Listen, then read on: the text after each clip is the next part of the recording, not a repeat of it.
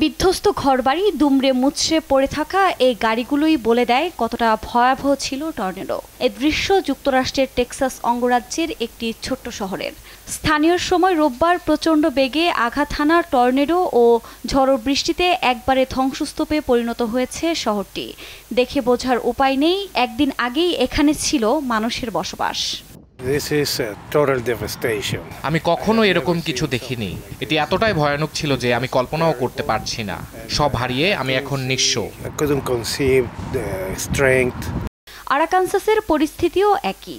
অঙ্গরাজ্যটির Benton county এক প্রকার ধ্বংসস্তূপে পরিণত হয়েছে। এরই মধ্যে দুর্ঘটনাস্থল পরিদর্শন করেছেন অঞ্চলটির মেয়র।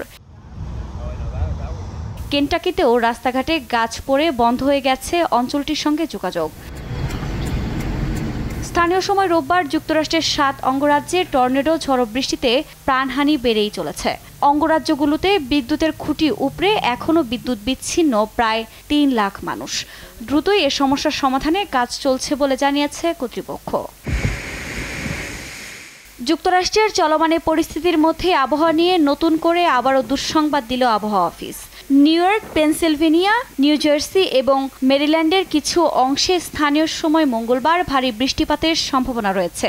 এতে স্থানীয়দের সতর্ক থাকার পরামর্শ দিয়েছে কর্তৃপক্ষ।